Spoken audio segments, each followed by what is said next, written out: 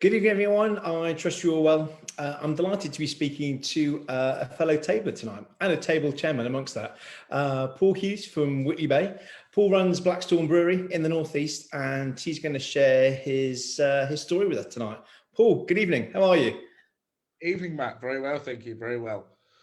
Great, fantastic. Firstly, thank you so much for giving up your some time tonight to share your story with us. Now, everyone loves somebody that owns a brewery. It has to be said. You must be a big hit within Whitley Bay. So, do you want to give us a bit of background and tell us how you got into brewing beer? Yes, definitely. So, background for me has always been pubs, restaurants, and hotels. So, always in the food and drink industry, in the leisure industry. Took a career break in 2015 and decided to go back into education to take my master's degree in entrepreneurship at Northumbria University. And basically, day two, the course leader came along and said, "Right, you've got 12 months to build a business plan to launch a business when we graduate. So what are you going to do?" Unfortunately, they wouldn't let me run a pub, so the next best thing was brewing. So unfortunately, I had to take 12 months during my master's degree to taste and research beer. Sounds awful. It was terrible. It was a really hard task, but got through the master's degree, and as they say, build it and they will come. So we launched in December 17 with our first beer. And what the process of doing that? Were you doing it from home? Did you have a lockup, a unit? Where were you doing it? Yeah, so we started off as hobo brewers, big in the south of England, where we used other people's kits. So we would take ourselves and our recipes and all the ingredients, use other people's kits when they weren't using theirs, and produce the beer in their breweries. And then in May 2019, we moved into our own facility. Fantastic. And in terms of those first beers, I mean, were you brewing beers when you were studying? So it wasn't just like, right, day one, we're going to go for it. I mean, the process from when you started your course to the first sort of beers that you made, how long was that? Yeah, so again, it's always been about collaboration, which is one of my big mainstays. It's all about working together with other people. So we did some test brewing through the degree, as part of the research, to develop that first core range of what was then 4 beers.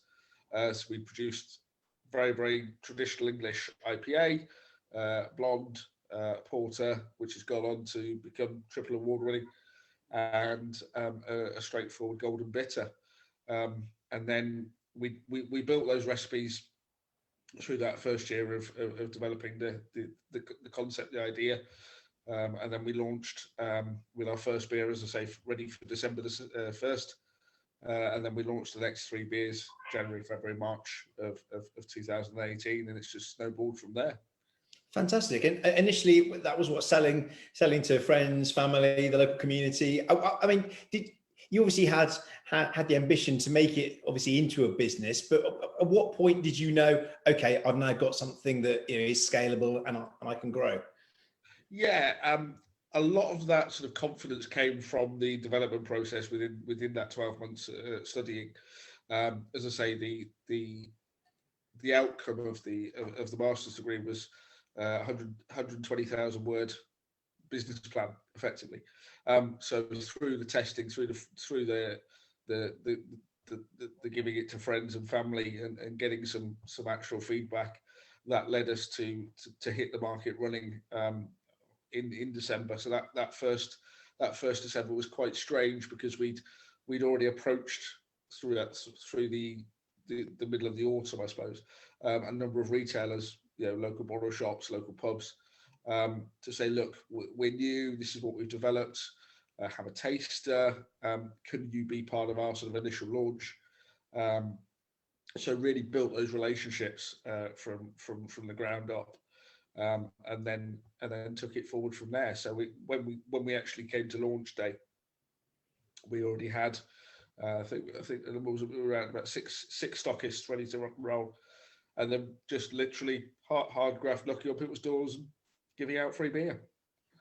What's not to love about that? I was just wondering, so I mean, yeah, everyone loves free beer, obviously, but yes, so you had those 6 stockists. Presumably, I mean, presumably not everybody took it. Did you have any rejections? And what was the sort of general feedback on that? Yeah, like anything, you're always going to get the good, the bad, and the ugly. I always remember approaching one retailer, and saying, "Look, I can see from your shop you stock local beer. We're a new local brewery. We'd love to be stocked in store alongside all the other regional names." And the traditionally grumpy shopkeeper turned around to me and said, "Look, just because you're new, just because you brew beer, why do you think you should guarantee to have a spot on my shelf?" And I was like, "Well, I'm not, but it was just a polite ask, really. Everyone else has done it." And he very quickly dismissed me and just said, "You're another one. You're another one. Go away." So that was sort of the most harrowing, I suppose. And then, as I say, rejection is part and parcel of what we do. It's we approach large and small retailers, on a regular basis when they do their range reviews, and we get mostly no's, whether that's because it's not the right time or we're not the right price, or and you just take that feedback on board and keep tweaking what you do. And from that sort of first batch, I mean, how many pints were you producing at that point? So our first batch was actually quite a large batch. It was a 20,000, 20 brewers barrels. So that equates to, let me do the maths, 2,000 litres. So what's that? 4,000 cans or bottles as we know it. So it's again, because we're using other people's kits, you have to sort of mould the business into what's available at the time, and then it gives you that challenge just to go and sell everything you've got. And just obviously there's the story in the middle, but just to jump to where you are now, how many barrels are you doing now? So pre-COVID, we were brewing 3 times a week. We operate on a 10 barrel kit, which is equivalent to 1,000 litres. So we're operating about 3,000 litres a week. Wow. So yeah, and you've obviously mentioned COVID, and we can't have one of these without talking about it. Obviously, you said the start of the year, your plans were. I mean, I see you do a lot of outdoor events, lots of festivals and pop-ups. Presumably, your 2020 was spring and summer was filled with those sorts of events. I mean, to give us an indication, how many of those were you intending on being at this year? So the calendar for this year looked to have about 25 stops on the tour. I'm a big fan. I'm a big fan of getting out there and meeting people and putting our beer into people's hands. So the annual tour is quite important to us. So yeah, we had about 25 dates in this year's calendar, and literally from the 16th of March, they just started falling like dominoes. Luckily, we actually got out to four festivals this year, and we've got one coming up this weekend. So it's not the end of the world, but it has been different. Yeah, of course. And from your point of view, turning up at those sorts of festivals, is it obviously sales are great, but is the main reason there about the brand, just getting your beers out there and being tasted? Yeah. So year one, it was all about trade. It was all about building business to business relationships. So most of our activity in year one was business to business. So it was big corporate expos in London Olympia or the NEC, London Excel. As we've sort of moved on our journey, we balance those out. So we now do two-thirds business to consumer, so us direct to the public, and then a third business to business. So it's about building the brand. It's about building the recognition of who we are and what we do, and just aligning us with the right people. So yeah, we're proud to support Tom Kerridge in his 10 festival tour every year, and Chris Evans with his Children Need Car Fest. just name throwing, as I like to do in there. Yeah, absolutely. Throw it directly in there, because that aligns with the people we look to work with, and they're the people that appreciate good beer. Yeah, no, absolutely. And in terms of the do you supply outside of the Northeast as well? I mean, are pubs and restaurants stocking your beers all over the place? Yeah, again, it's always been one of our mantras is the fact that although we our heartland is the Northeast, and we're very proud to be a Northeast business, we deliver nationally. We work on a national scale, and as I say, a lot of when we talk about our festival tour, probably 3/4 of it is in the south. So we do a lot in Chiswick, London, down in Surrey, South Coast, Bristol, Bath, and just it's about building that national distribution network, because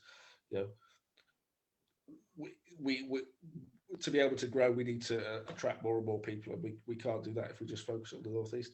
Yeah, no, of course. I'm interested back to those early days and those early recipes and those beers, and then you start to develop your own recipes. Are you still brewing any of those early ones now? If things moved on and you've sort of developed it, or I mean, are you still doing any of those original beers? We are, yeah, very much so. The only beer we've dropped is our traditional golden bitter, because that was like anything. You look at your sales and you look at what people are buying. But apart from our core range is still very much those exact recipes we started with. As I say, I'm proud that our porter is a three award-winning beer, including best porter in the UK in 2018. So Wow. there's definitely no reason to not continue brewing it. So the port is one of your award-winning ones. So it's a big seller. I mean, what else across the range sells really well? Yeah, we've just introduced, actually mid-COVID, we introduced 3 new beers. More with the current trend. So we've got a 7.2% double IPA called Zombie Storm. Really, really easy to drink. So it's one of those wonderful beers that you're fine until you stand up. We've also got a grapefruit and lime fruity 4.2 pale ale, which is called Galactic Storm. And then Session Storm's a lower ABV, so 4.6 IPA. That's to really bounce upon our traditional IPA, which is 5.5, so a very traditional English IPA. So it gives those that love an IPA an easier one to enjoy. Yeah, I mean, just to go back to COVID, just to touch on it in terms of, I mean, certainly myself, as I'm sure lots of us were during that initial lockdown, saw subscriptions to various beer clubs and what have you, and beer subscriptions, and I think I had one for Beer 52, which seemed to champion lots of other breweries and things like that, local independents. Did you partake in any of those ones? Were your beers seen in any of those sorts of subscription models? Unfortunately, at the moment, we don't benefit from the economies of scale to allow us to get our wholesale price down to the sort of price that the subscription clubs pay, because it is a very value led market. It's something we continue to move towards, as our volume continues to pick up. It means that every litre we produce is coming down in cost. So we're not far away from becoming able to get into those clubs and work with the Flavour Lees and the Beer 52s. But yeah, we're not quite there yet in our 3-year journey. Not yet, but you'll get there. So I'm just interested to say, because I run my own business, and obviously during that time, obviously you have obvious highs and obvious lows, and just wondering over the relatively short amount of time you've been doing it, what have been your proudest moments, and perhaps those moments that you look back on and think, well, not so great, but potentially being able to learn from it to stand you in good stead moving forward? Yeah, so I mean, proudest moments, I suppose, meeting when I first met Tom Kerridge. That was a great moment. And every time we win an award, it's fantastic. We've just been nominated for a new local award, which is great. not so great moments.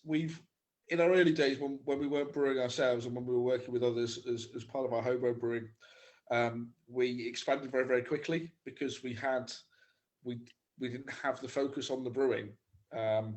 We had focus on building the business. So we expanded very, very quickly in our first 18 months.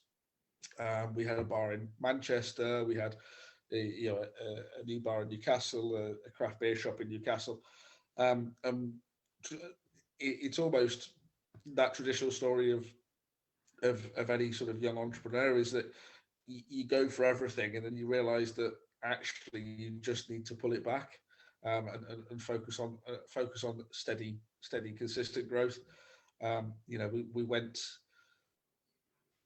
middle of the summer 2019. There were 27 of us in the team. We're down to 7 now. So we've had a sort of a year of readjustment, I suppose, which you learn from your mistakes, which is the great thing. But yeah, it's been an interesting roller coaster for the last 3 years, and we're with COVID thrown in there as well. It's allowed us to have a bit of thinking, a bit of redirection moments, and it means that 2021 is going to be an absolutely amazing year for us. Well, as you say, it's fantastic. COVID has thrown lots of challenges, especially at small businesses, and those, obviously within the hospitality sector. So for you, as a relatively new business to still be here, you can obviously be immensely proud. And you sort of touched on the awards, and I know obviously the spirit of North Tyneside and what have you. Do you want to just go into a bit more about that and how that's come about? Yeah, very much so. The Spirit of North Tyneside Award is a local award. It's been developed by the local authority based on COVID, and sort of recognising those that have done for their community, and obviously my role within Roundtable and with the guys with the other guys in Roundtable. We've had some time to work with the community, and myself and in fairness, one of the other tablers was the spearhead behind it. But we developed a project that fed local residents that slipped through the support net. We did that in collaboration. The table and other local businesses in Whitley Bay, and it just so happens that obviously because it was our a lot of the activity was with our branded van going around, that we got some recognition for that. So that's fantastic. And then so throw into the mix with your table chair as well this year. So combining the two roles, a popular chairman owning a brewery. I mean, you presumably you've done the night in the brewery, so you've done the brewery. Not yet. It's pending. Well, we as I alluded to earlier, in 2021 we're actually moving the brewery closer to where the table is. We're opening a new Brewery Tap, so there will be definitely a night in the tap for the table. Fantastic. Now, I do like my ales myself, and I'm going to certainly jump on your website and buy some beers and get them delivered. Can you guarantee I'll get them before Christmas? You will indeed get them before Christmas, yes. Perfect. Just for anybody else watching now at a later date, what's the cut-off point for us to do that? So if you're looking for Christmas delivery, you need to get it in before the 18th. So Friday the 18th. We tend to use Royal Mail and local couriers, so there is that. Also, if you use the discount code Roundtable 10, you get 10% off. Let me just write that down. Perfect. Roundtable 10. So what can you recommend for me? So I like an IPA and a what I'd call a session beer as well. So what should I be looking at on your list? Yeah. So again, the three that would be perfect for you is effectively our IPA collection. So we've got the Session Storm, which is our 4.6 easy drinking IPA, the 5.5 traditional IPA, and then you might as well go for the Zombie Storm, which is the 7.2% IPA. As you say, you don't need many of those, do you? Let's face it. Well, it's certainly enjoyable to drink them. Just don't go running the next morning. Is all I'm going to suggest. I mean, as you said, it's the perfect name for it, because you're right. You have a couple of those, you stand up, and you want to walk that way, but you presumably walk that way. That's it. That's it. And then ready for January, we've got a no alcohol beer being launched called Ghost Storm. Ghost Storm, perfect. Lucy, if you've heard it, guys. Dry January being obviously pretty popular. I'm not sure how popular it is around tables, but it's certainly popular in the wider. I think everyone likes to think they're going to achieve it, and then like any New Year's resolution, by the 15th, it's definitely out the window. 15th? My wife made it to lunchtime on the 1st, and that was it. Was it a pub lunch? Yeah, well, yeah, pretty much. Yeah. So as you said, so you obviously 2021, looking forward to moving the brewery, and all that whatever comes with that as well. But sort of plans for the next couple of years, where can we see you out and about? What are your big plans for the brand over the next couple of years? Yeah, we've actually got some really exciting things happening. As I say, the big one is obviously the brewery move into a new site with an on-site tap room. We've got a couple of conversations which are nearly tied up with some pretty big name supermarkets, so that's positive for 2021. And because we didn't do it this year, we've got I think it's nearly 30 dates now on our national festival tour next year. So we're literally on the road, and through May, June, and July we're on the road at 2 venues nearly every weekend. So it's definitely going to be an epic tour year for us. Fantastic. I've had a couple of questions from guys that are watching that have sort of sent them through to me directly, which I'm happy okay to take them. And one was just it's guys, but you're sort of living out a bit of a boyhood dream of you actually making your own beer and actually getting paid for doing it as well. But just interesting, obviously you mentioned at the start you obviously retrained. Just out of interest, what were you doing before that? In fairness, I've always lived the alcoholic dream. So it was running pubs and restaurants beforehand. I sort of cut my teeth through working for a big blue chip corporate pub chain. Then went off and took on some of my own. So I had 3 destination food sites in the Midlands. And then, as I say, decided to step away and reinvent myself in exactly the same industry. Yeah, perfect. And another one was, before you started brewing your own beer, what brands were you drinking prior? Oh, this is going to get me into trouble. Very much a big brand guy. So I'm a fan of Hop House by Diageo or Guinness. If we're drinking craft lager, otherwise I'm a black sheep man. Good traditional Yorkshire beer. Good. Do you do a lager out of interest? We do. We have the Black Storm Pilsner, which is also we also do a round table version. So all the profits of the round table Pilsner go back into Whitley Bay Table. Oh, fantastic! So go back into the community as well. So no, that's awesome. I'm just trying to see if any other questions have come through. None at the moment. So probably draw a natural conclusion to this now, Paul. It's been fascinating talking to you. Thank you for the insights into what you've the journey that you're going on. It but very much sounds like you're still at the start of that journey, and looking to see where you can go over the next 15, 20 years. It's really, really exciting. So yes, I'd say thanks for giving me your time and sharing your insights with us. Best of luck with 2021. And I'll get online shortly and order myself some beers. But the Zombie Storm sounds a bit punchy for me. Take care, mate. All the best. Cheers, Matt. Thanks so much. Cheers.